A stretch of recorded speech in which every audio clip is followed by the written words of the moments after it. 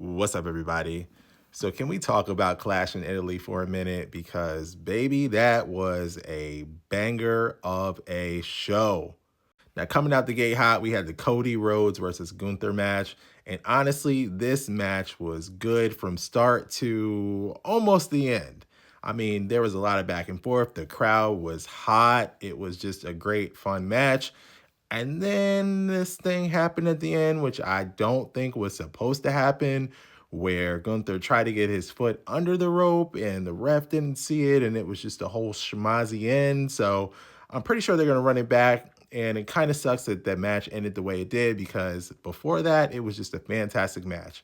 I really want to know what happened or what was supposed to happen, but overall, still pretty happy with the way that that match turned out.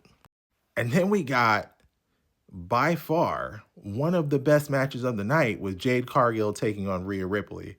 I mean, all of a sudden, Jade has just started to become this phenomenal wrestler. I mean, she was pulling out moves we hadn't seen before. She had some nice reversals, a nice reversal into a DDT. She kind of hit like a little blue thunder bomb sort of situation in the ring.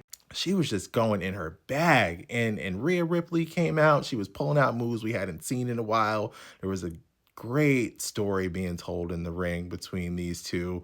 Obviously, we got a little bit of interference from Me Chen and B Fab. We almost had a little slip up with B Fab trying to get Jade's foot on the rope and almost messed up that match as well.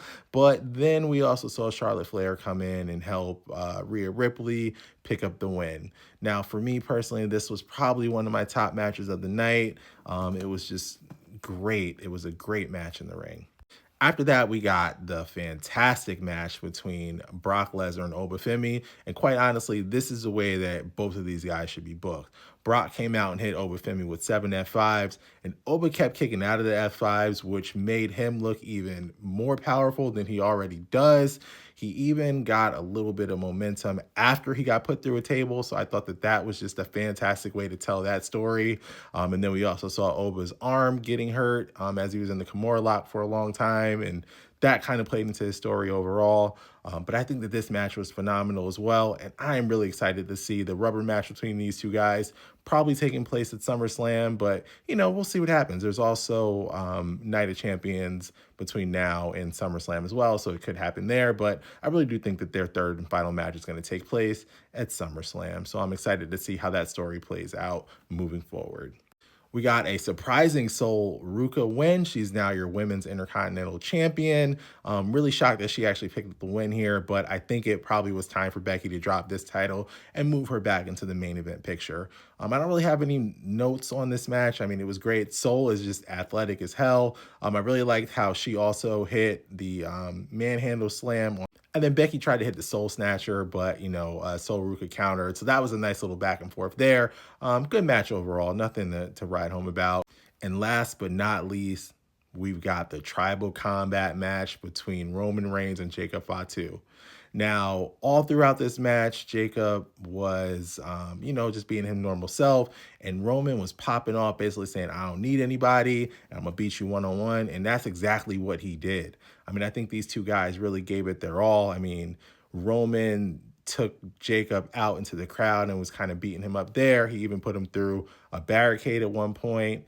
I think that, Jacob got a lot of good licks in on Roman as well with the Tongan death grip a couple of times and some other things going on there. But at the end of the day, the tribal chief came out victorious.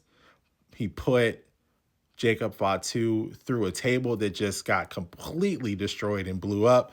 Thanks, Slim Jim, for that table because it has now been blown up by the tribal chief and Jacob Fatu.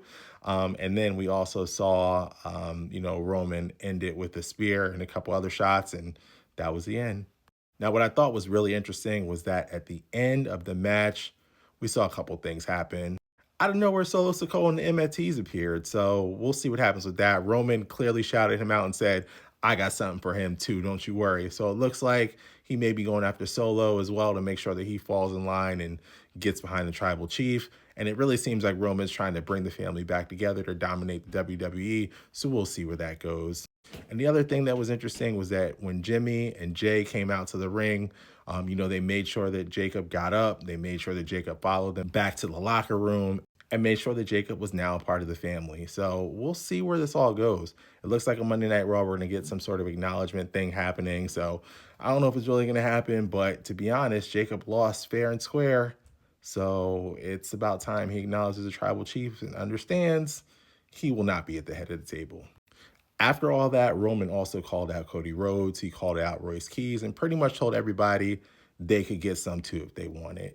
And it's only going to get worse for everybody if Jacob is actually in his corner and the bloodline continues to do what the bloodline does. So overall, again, I mean, I think the show was phenomenal. This was a great card, and I really have no complaints about it. I'm really excited to see what happens next. Drop a comment below and let me know your thoughts on the show.